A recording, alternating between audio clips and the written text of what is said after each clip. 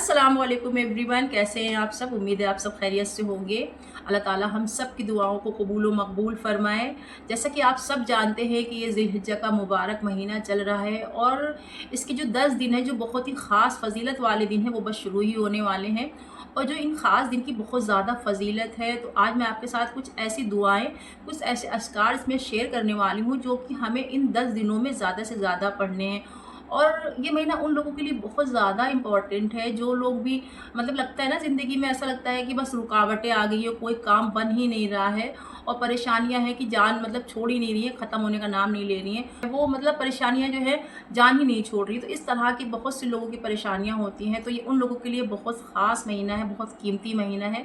तो हमें चाहिए कि हम इन 10 दिनों की फ़जीलत को ज़ाया ना करें और ज़्यादा से ज़्यादा इनकी बरकतें समेटने का मौका मिले, मतलब जितना मौका हमको मिले उतना मौका हम इसका हासिल कर सके। तो इंशाअल्लाह ताला आज मैं आपके साथ कुछ ऐसे अज़कार शेयर करूँगी जो हम लोगों को इन 10 दिनों में ज़्यादा से ज़्यादा पढ़ेंगे तो इंशाअल्लाह ताला हमारी ज़िंदगी की जो भी रुकावटें हैं, जो भी परेशानियां हैं वो ज़रूर दूर होंगी इंशाअल्लाह ताला। और ये बात हम सब जानते हैं कि इस महीने में बहुत ही आला, बहुत ही बेहतरीन ख़ास कुर्बानी हज़रत इब्राहीम अलैहिस्सलाम की तरफ से अल्लाह ताला की खिदमत में पेश की गई थी। तो आज भी जब हम जो है नमाज़ पढ़ते हैं ना, तो नमाज में दुरूद इब्राहिमी पढ़ते हैं और इब्राहीम अलैहिस्सलाम की आल पर और उन पर जो है हम लोग दुरूद भेजते हैं, उन पर जो है उनके लिए दुआ करते हैं। और उसके साथ साथ हम हमारे नबी सल्लल्लाहु अलैहि वसल्लम की आल पर और उन पर दुरूद भेजते हैं। तो आप इस बात को समझ सकते हैं कि दुरूद इब्राहिमी कितना फजीलत वाला दुरूद शरीफ है, कितना एक हम अल्लाह की तरफ से एक हमारे लिए नेमत है, एक गिफ्ट है।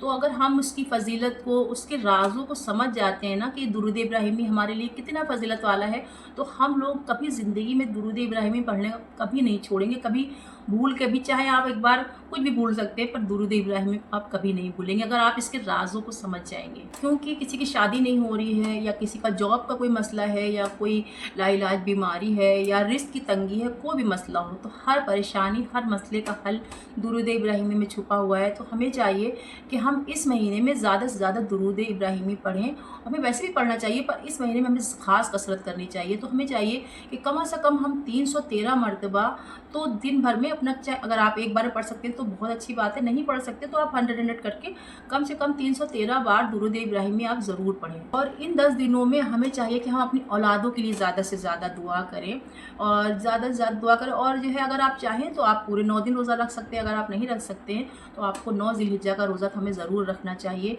क्योंकि वो हज का भी दिन होता है, उसमें ज़्यादा से ज़्यादा दुआ करनी चाहिए। और जब हम एक रोज़ा 9 ज़िलहिज्जा का रखते हैं ना, तो उसकी फ़जीलत ये है कि हमारे एक साल पिछले और एक साल अगले गुनाह अल्लाह ताला हमारे माफ़ कर देते हैं।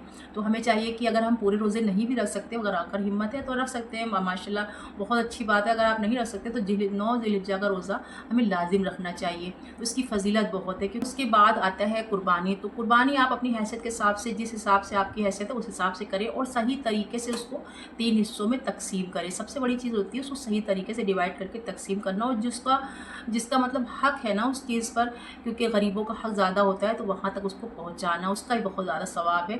तो हमें क्या करना है, इस महीने में ज़्यादा से ज़्यादा दुरूद इब्राहिमी पढ़ना है, अल्लाह ताला की हम्द बयान करनी है, तारीफ़ बयान करनी है और ज़्यादा से ज़्यादा सुभान अल्लाह, अल्लाहु अकबर, अल्हम्दुलिल्लाह पढ़ना है, तीसरा कलमा पढ़ना है और नेक अमाल करने हैं। जितना हो सके आप छोटी छोटी नेकियां, जितनी भी आप हो सके इस महीने में ज़्यादा से ज़्यादा नेकियां करें। और इन्हीं 10 दिनों में जो है हज भी है ना, तो हमें चाहिए कि हज के दिन ज़्यादा से ज़्यादा हम अपने घर में दुआएं करें और जितना हो सके अल्लाह ताला की हम्द बयान करें। और हम भले ही वहाँ पर नहीं है ना, पर अल्लाह ताला तो है ना यहाँ पर, तो हमें चाहिए कि हम ज़्यादा से ज़्यादा अल्लाह ताला की हम्द बयान करें और खूब दुआएं करें हज वाले दिन। और सबसे बड़ी चीज़, हमें नमाज की पाबंदी करनी है। ये नहीं है कि हम कोई वजीफ़ा कर रहे हैं या कोई दुआ कर रहे हैं तो उसी दौरान हमें नमाज़ पढ़नी है, उसके बाद हमें नमाज जो है उसको छोड़ देना है। और नमाज़ पढ़ें और रोज़ा रखें 9 तारीख का, और उसमें खूब खूब दुआएं करें और अल्लाह ताला से दुआ करें कि, और सबसे बड़ी चीज़ इस महीने में भी और हमेशा हमको नमाज की पाबंदी करनी है, नमाज को नहीं छोड़ना है। और ये जो 10 दिन है ना, इसको बिल्कुल भी ज़ाया नहीं करना है। और अल्लाह ताला से मेरी दुआ है कि अल्लाह ताला हम सब मुसलमानों को हज उम्रे की तौफीक अता फरमाए, आमीन। अल्लाह हाफिज़।